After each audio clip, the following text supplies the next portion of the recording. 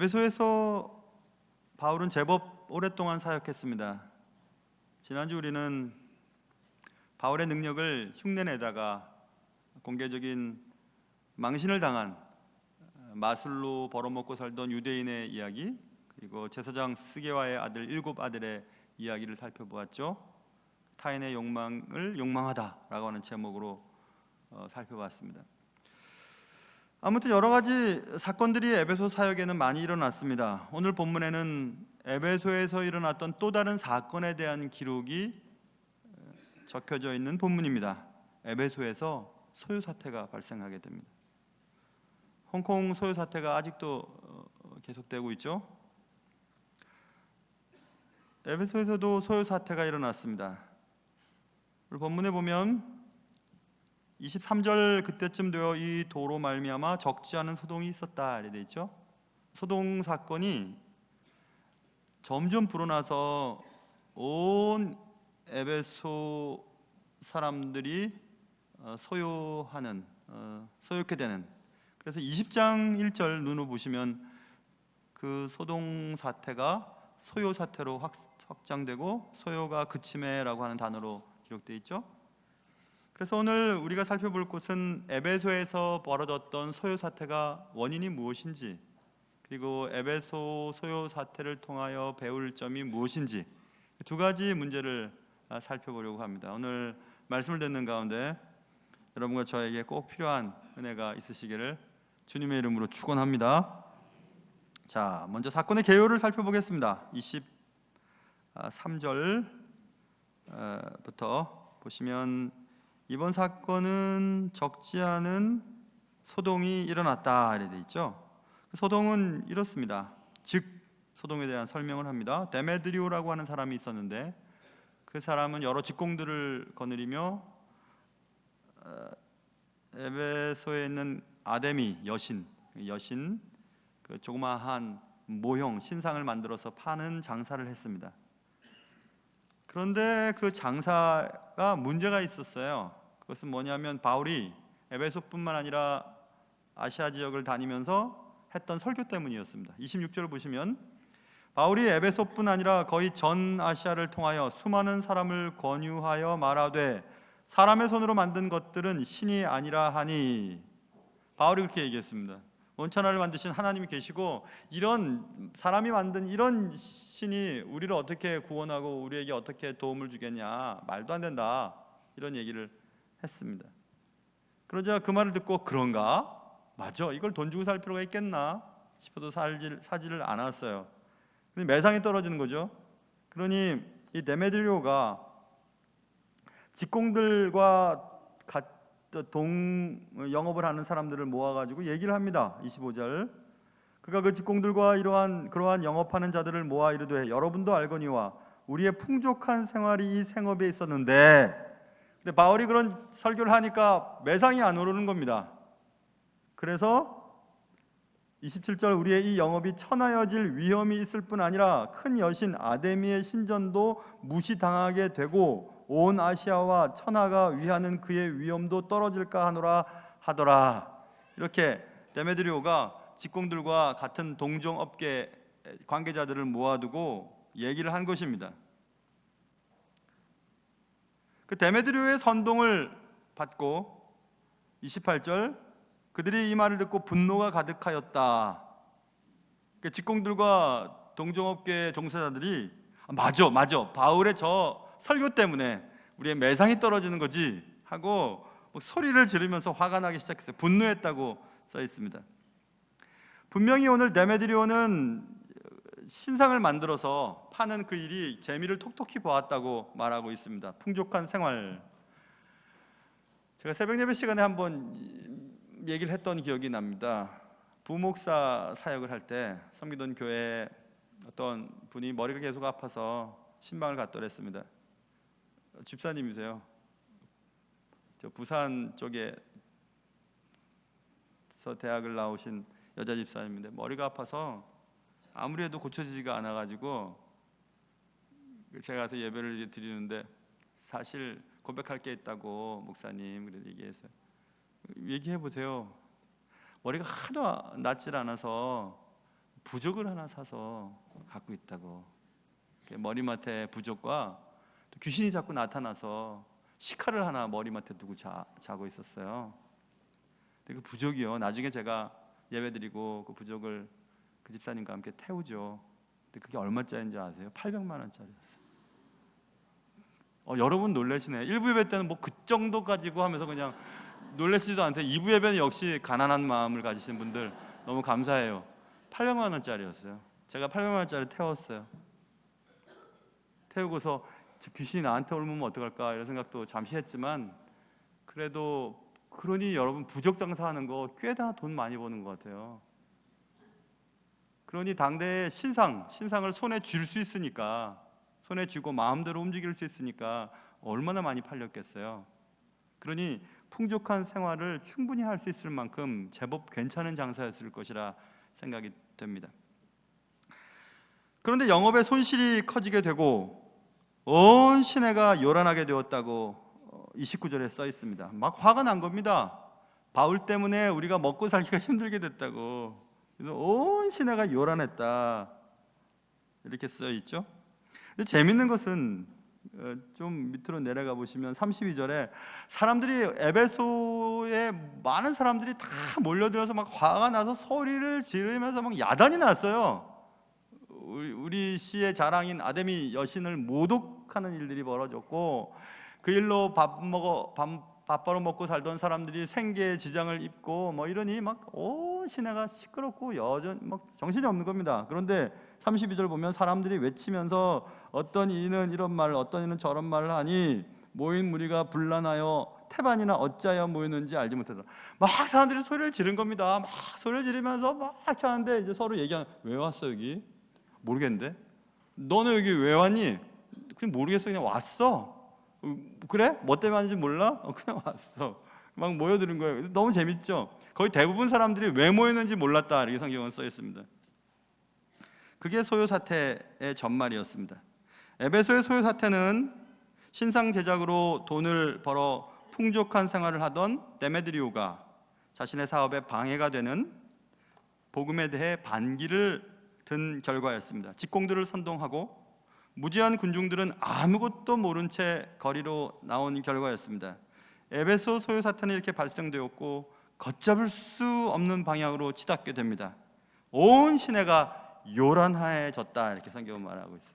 데메드리오의 그 선동으로 인해 적지 않은 소동이 온 시내를 요란케 하는 소요사태로 번지게 되었다 이렇게 성경은 말씀하고 있습니다. 이것이 에베소 소요 사태의 원인이었습니다. 이 에베소 소요 사태를 통해서 우리가 배울 점은, 복음은 소동을 일으킨다는 사실이에요. 복음은 삶의 변화를 가져다 줍니다. 복음은 개인의 가치관과 세계관을 변화시킵니다. 그러므로 사람이 변해지는 겁니다. 참된 복음을 접하게 되면, 여기서 제가 분명히 참된 복음이라고 말했어요. 진짜 예수님을 만나면 누구나 그의 삶이 달라집니다. 예수를 만나고 교회를 다닌다고 말은 하면서 삶이 달라지지 않았다면 둘 중에 하나죠. 복음이 가짜이거나 또 하나는 여러분과 제가 주님을 만나지 않았거나 둘 중에 하나입니다. 교회는 수십 년 다니고 뭐 대대로 주님을 섬기고 그런다고 해도 삶이 달라지지 않아요. 주님을 만났는데도 주님을 만나기 전과 전혀 다르지 않아요. 작은 것 하나도 끊을 수 없을 만큼 삶이 달라지지 않았다면 여러분과 제가 신앙생활하는 지금 이 신앙생활은 사실은 헛수고입니다. 그냥 놀러 다니시다가 지옥 가는 게 나아요. 굳이 이렇게 주일날 또 이렇게 예배당에 나와서 고생할 필요 없어요. 만약 그렇다면 분명히 바뀌게 되어 있습니다. 개인의 삶이 달라지는 것은 물론이요, 그가 속해 있는 가정과 직장도 그 때문에 달라지게 됩니다. 그래서 소동이 일어납니다. 사도행전 17장 우리가 살펴보았지만 17장에도 복음을 들고 외친 사람들 때문에 그 동네 사람들이 막 소리를 지릅니다. 천하를 어지럽게 하던 이 사람들이 여기도 왔다고 하면서 천하를 어지럽혔던 사람이라고 얘기합니다. 그렇죠. 천하를 어지럽힙니다. 그런 소리를 듣습니다. 옛 삶의 방식이 달라지면서 새로운 가치관과 역사관과 인생관이 변하고 그것 때문에 사람들이 저 사람 미친 거 아니야? 이런 얘기를 듣게 됩니다. 1990년 저는 은행원이었습니다. 직장생활도 재밌게 했어요. 은행원 그 당시 때 괜찮았습니다. 그리고 제일 좋은 은행 제일은행에 다녔으니까요. 괜찮았습니다. 괜찮았어요. 어릴 때 주님과 약속한 것도 있고 내 인생에 가치 있는 일에 내 삶을 투자하고 싶다 생각 때문에 다시 신학교로 가기로 결심했죠. 인사과에 사임 뭐라고 하죠? 회사 그만두는 거? 예? 사표를 썼고 당대 제가 속해 있는 부서의 부장님이 저를 면담했죠. 뭐 때문이냐? 신학교 가려고 합니다. 처음에는 부모님과 또 가족들과 상의한 후에 다시 만나자고 말씀하셨어요. 10월 한 11일쯤 사표를 냈는데 11월 1일자로 사표 수리가 되는데요. 최종적인 만남에서 그 부장님이 저에겐 또 ROTC 선배이기도 했거든요. 그래서 저를 또 아끼셨어요. 그 부장님이 저에게 좋은 말씀하셨어요. 미친놈 이렇게 말씀하셨어요. 미친놈. 지금 네 나이에 다시 신학교를 공부하고 꼭 목사로 살아야만 되냐? 꼭 신학을 해야만 되냐? 이렇게 말씀하셨습니다. 그래서 저는 내가 정말 미쳤나 싶어서 제 자리로 와서 하나님 말씀밖에는 위로받을 게 없잖아요. 그렇죠? 말씀을 딱 폈는데 고린도후서 13절부터 14절까지가 펴졌어요. 그렇게 써 있거든요. 우리가 만일 미쳤어도 하나님을 위한 것이요 정신이 온전하여도 너희를 위한 것이니 그리스도의 사랑이 우리를 강권하시는도다. 하나님의 사랑이 강권하는 거예요. 하나님의 사랑 때문에 그래 나 미쳤는데 하나님의 사랑 때문에 그럴 수밖에 없어요. 그러죠. 여러분 보세요. 자기는 하나님의 은혜와 하나님의 함께 하심과 하나님의 이끄심 때문에 자기는 좋은데 주위 사람들이 볼 때는 미친 거예요. 미친 거죠. 그런데 사람들이 소동을 일으키는 게 당연합니다. 지금까지 삶의 방식이 뒤집히는 거죠. 뭐 때문에 이렇게 사는 거지? 근데 지금 좀 아쉽기도 해요. 그때 그냥 다녔으면 지금 잘 살았을까? 그런 생각도 합니다. 참 형편없는 목사죠. 옛 삶의 방식이 하나님의 말씀 때문에 뒤집히는 일들이 벌어지게 된 것입니다. 지금 데메드리오와 직공들이 복음 때문에 영향을 받고 있는 거예요. 그 영향은 풍족한 생활을 이제 더 이상 할 수 없다는 것입니다. 복음 때문에, 주님 때문에, 하나님 때문에 잘 살 수 없다, 잘 사는데 지장을 받는다, 그것 때문에 지금 소동을 일으키고 있습니다. 복음은 자신들이 지금까지 살아온 삶의 방식에 혼란을 가져다 줍니다. 자기는 괜찮은데 주위 사람들이 그런 거예요. 제가 그때 사표를 쓰고 신학교를 간다고 했을 때 부모님들은 고통을 받으셨습니다. 그리고 가족들도 고통을 받았죠. 또 그때 큰아이를 키우고 있었는데 큰아이에게도 장난감 하나도 사줄 수 없었어요. 지금까지 목회자로 살면서 그런 부분들은 분명히 저의 개인적인 삶은 손해죠. 큰 손해죠. 그렇지만 하나도 아깝지 않아요. 그리고 하나도 서운하지도 않아요. 이상하죠? 제 마음 속에, 제 심령 속에 뒤집히는 사건이 벌어졌기 때문에 그렇습니다. 이처럼 복음은 소동을 일으킵니다. 복음은 내 내면에 그리고 내가 속해 있는 사람들 주위에 소동을 일으키고 또 그 소동 때문에 여러 사람들이 피해를 입는 경우들도 있습니다. 복음이 확장되는 곳에는 언제나 이렇게 소동 사건이 벌어지게 됩니다. 특별히 복음은 옛 삶, 예전처럼 그냥 평범하게 살고 싶은데 그 풍족하고 평범한 삶을 살지 못하게 만든 것 때문에 소동이 일어나게 됐다고 성경은 말씀하고 있죠.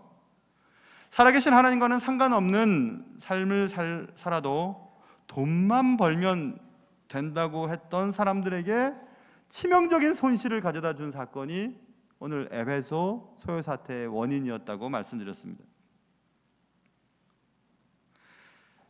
살아계신 하나님을 만나면 지금까지 살아왔던 삶의 방식이 뒤집혀요. 틀림없이 뒤집힙니다.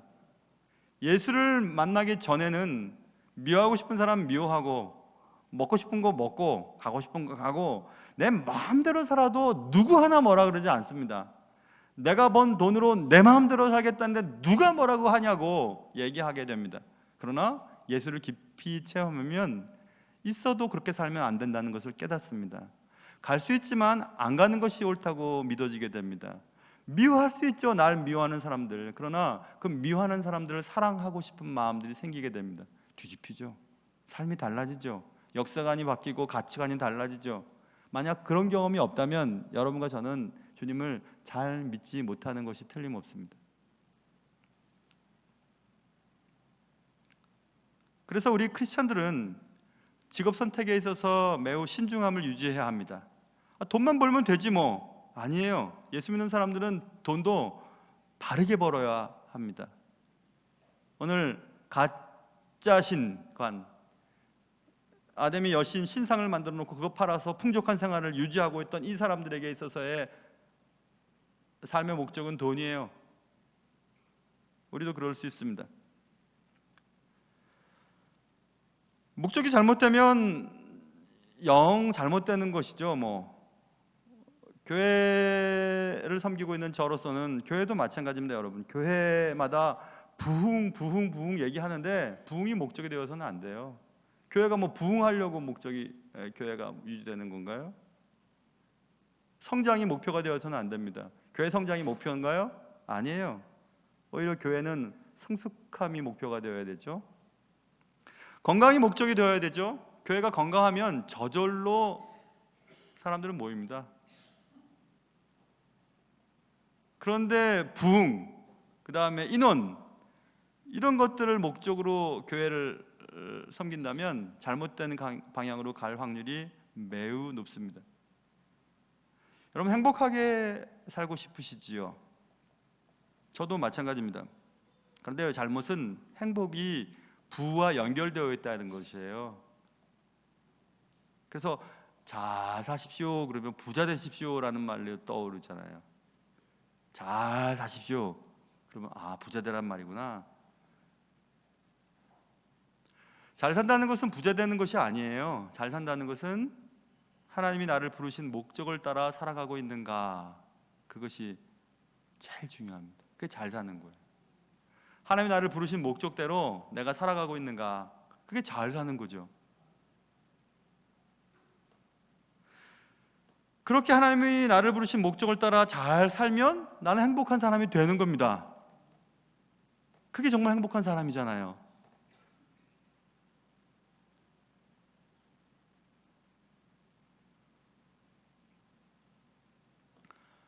어떤 방법으로든 풍족한 생활만 하면 된다고 생각했던 사람들에게 복음은 소동을 일으켰습니다.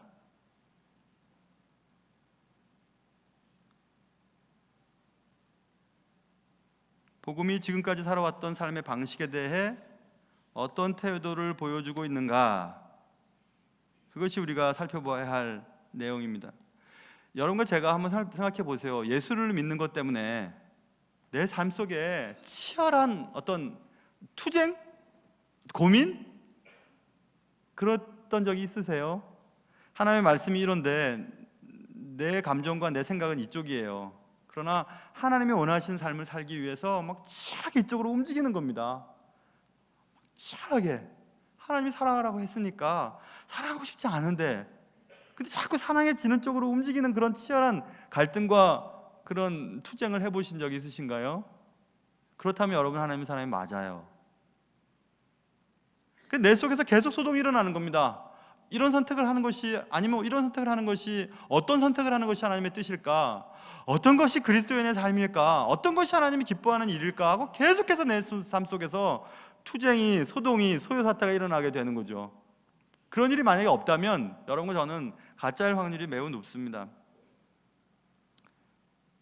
복음을 인하여 나의 가치관과 세계관과 역사관이 달라지지 않는다면, 하나님의 말씀이 탁 던져질 때 그 말씀 때문에 고민하지 않는다면 우리는 하나님을 모르는 사람일 확률이 높습니다. 본문에 나와 있잖아요. 에베소 사람들이 소유 사태가 벌어졌으면 다수의 사람들이 다 거리로 나왔습니다. 서로들 묻는 거예요. 너 왜 나왔냐? 너는 왜 나왔냐? 그래? 모임 무리가 어떤 이는 이런 말을 어떤 이는 저런 말을 하는데 모임 무리가 분란하여 태반이나 어찌하여 모였는지 알지 못하더라. 알지도 못하면서 살아가고 있는 것입니다. 이런 일들은 참 많았습니다. 마태복음 27장에도 예수님이 예루살렘에 입성하실 때 예루살렘 사람들이 막 환영하죠. 종려나무 가지를 흔들고 자기 옷을 밑에다 깔고 막 다윗의 아들 메시아를 막 환영합니다. 얼마 못 가서 몇십 시간도 못 가서 이렇게 얘기합니다.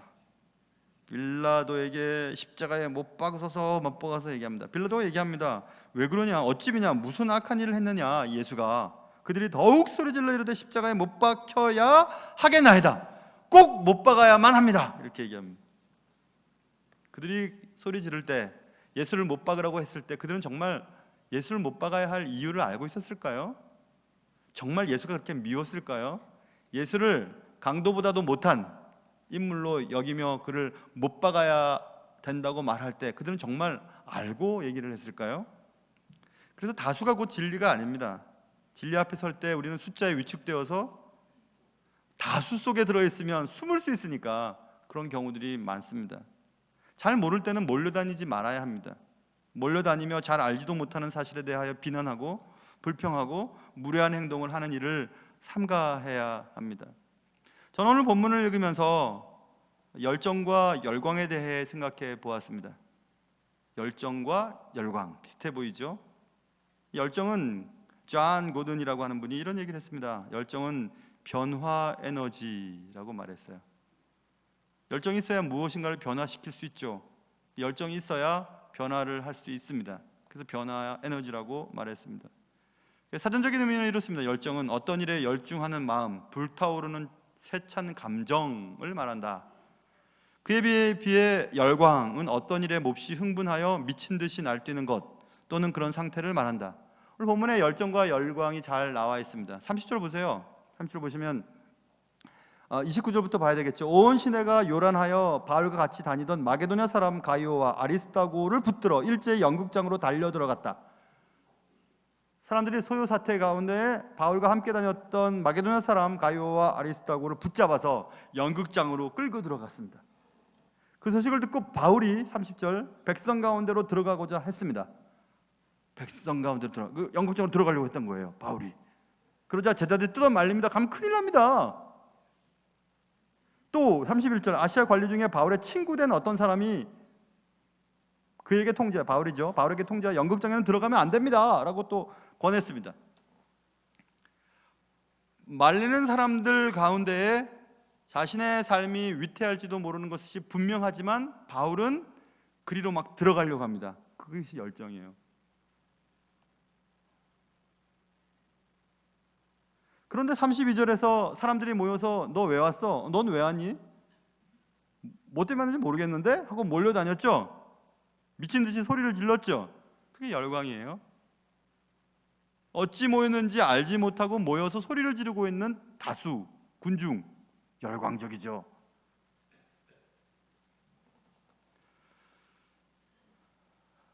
여러분과 제가 열정적으로 살아가고 있는지 아니면 열광 가운데 묻혀 살아가고 있는지 생각을 해봐야 할 것 같습니다.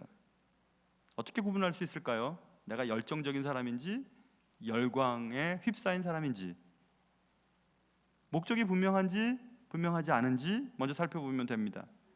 목적이 분명한지 목적이 분명하지 않은지는 어떻게 알 수 있는가? 내 시선이 어디에 고정되어 있는가 살펴보면 될 것 같습니다. 30절에 바울은 자신을 위협하는 많은 군중들이 있고 그 연극장으로 들어가면 분명히 큰 어려움을 당할 것을 알았어요. 아니에요. 몰랐는지도 모르겠어요. 그렇지만 분명히 알았습니다. 왜냐하면 제자들과 또 그의 친구들이 그를 말렸으니까.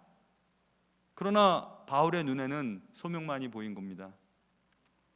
복음을 듣고 지금 주님을 알아가고 있던 마게도냐 사람, 그들을 구해야 된다는 사실, 그리고 군중들이 아무것도 모른 채 지금 복음을 방해하고 있다는 사실, 그들에게 복음을 전하기를 원했어요. 바울은 복음을 받습니다. 소명을 받습니다. 자신이 해야 될 일들을 보았어요. 그리고 달려가는 겁니다. 그리고 그의 제자들과 어떤 친구들, 바울의 친구들은 들어가지 말라고 했습니다. 그들은 무엇을 봤죠? 그들은 바울을 둘러싼 위협을 보았습니다. 환경을 본 거죠. 사람들이 외치면서 어떤 일은 저런 말을 하고 어떤 일은 이런 말을 하면서 모인 무리가 어찌하여 모이는지 알지 못하고 소리를 지르고 있는 이들은 무엇을 봤습니까? 아무것도 보지 못했어요. 아무것도 몰라요. 그 소리를 지르고 있습니다. 우리의 시선이 무엇에 고정되어 있는지에 따라 우리의 목적이 분명한지 분명하지 않은지가 결정되고, 목적이 분명한지 분명하지 않은지가 결정되면 우리는 열정적으로 살고 있는지 열광적으로 살고 있는지가 결정이 됩니다.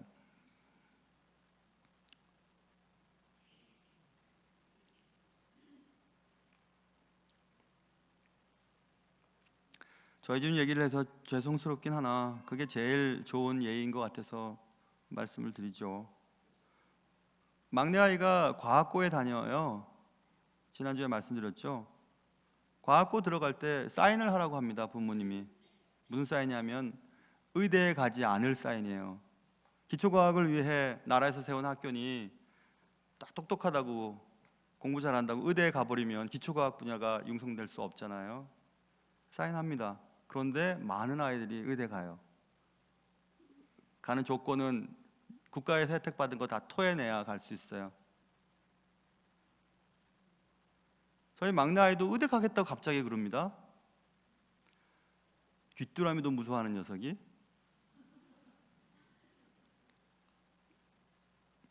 그래서 제가 얘기했습니다. 제 아내와 기도하고 있어요. 많은 아이들이 의사, 또 법관, 또 그 다음에 좋은 게 뭐가 있을까요? 건물주? 뭐 이런 거. 뭐 때문에 그러지? 목적이 뭐지? 다 그냥 가는 거니까요. 똑똑한 애는 다 거기 가야 되잖아요. 돈도 많이 벌고. 그게 목적이야? 덜하는 목적이 없냐? 그냥 그렇게 좋은 거 아니에요? 똑똑한 애는 다 가야 되는 거 아니에요? 근데 어떤 사람은 의사가 되어서, 혹은 변호사나 법관이 되어서, 혹은 또 선교사나 목사가 되어서 가난한 사람들을 돕고 약자들을 돕고 또 정의로운 사회를 위해서 또 영적 건강을 위해서 헌신하는 그런 목적을 갖는다면 그는 열정이 있는 사람이죠. 그러나 너 왜 거기 가야 되는데? 그냥 뭐 가는 거예요. 왜 가는지도 몰라요. 그냥 막 가는 거예요. 다 가니까. 다 좋은 학교 가야 되고 다 어디 가야 되고 다 돼야 되는 겁니다. 왜? 뭐 때문인지 몰라요. 왜 그런지 모르게 그냥 이렇게 모여 있는 겁니다. 80년대 제가 대학을 다녔을 때는 참 데모를 많이 했었어요. 참 데모 많았잖아요, 그때. 분명한 데모의 이유가 있었습니다, 그때는. 우리나라가 경제적으로 잘 살게 되었고 또 민주적으로도 이런 나라가 어디 있습니까? 촛불 혁명으로 정권이 바뀌는 이런 나라가 어디 있어요? 얼마나 성숙한 사회예요. 근데 뭐 여러 가지 이유들로 인해서 자꾸 진영이 이렇게 갈라지고 있는 모습을 보면서 참 안타깝다는 생각을 합니다. 정말 상황을 정확하게 알고 그 일을 하면 그건 옳아요. 그런데 그냥 아무것도 모르고 왜 여기 와 있는지도 모르고 왜 이 편을 드는지도 모르고 왜 저분이 저렇게 돼야 되는지도 모르고 그냥 몰려다니는 것은 옳은 거 아닙니다. 열광적일 수는 있으나 열정적인 삶과는 거리가 먼 거죠.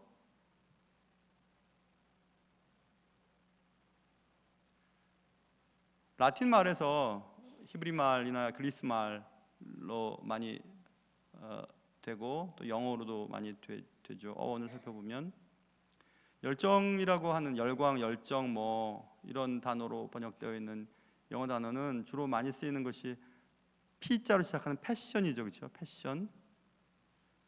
근데 E자로 시작하는 enthusiasm도 있습니다. enthusiasm과 패션은 혼용되어 쓰기도 하지만 enthusiasm은 헬란말 en하고 데오스의 합성어예요.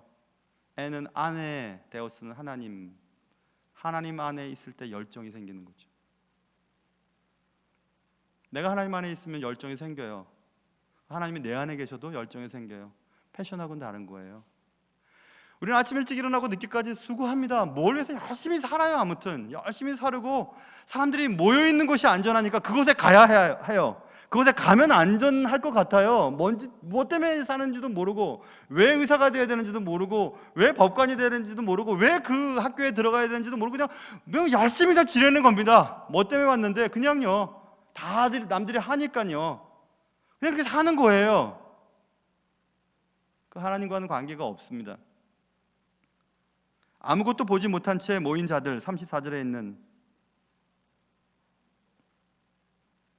목적 없이 모인 사람들 소리를 지르기 시작합니다.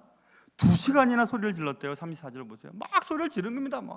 나 여신 아데비 항상 무슨 뭐 때문에 소리를 지르는지는 모르겠어요. 뭐 때문에 지금 자들이 흥분하는지도 모르겠고, 뭐 때문에 온 시내가 소요 사태에 빠진지도 모르겠어요. 그런데 그렇게 소리를 지르고 있습니다. 열광하고 있습니다. 우리 신앙생활은 혹시 그러지 않을까 생각해 보세요. 사람들이 다 그냥 손 들고 찬양하고 교회 열심히 다니고 봉사하는 게 막 좋고, 뭐 때문에 우리가 신앙생활을 하는 거죠? 또 왜 교회에는 나와야 하는 거죠?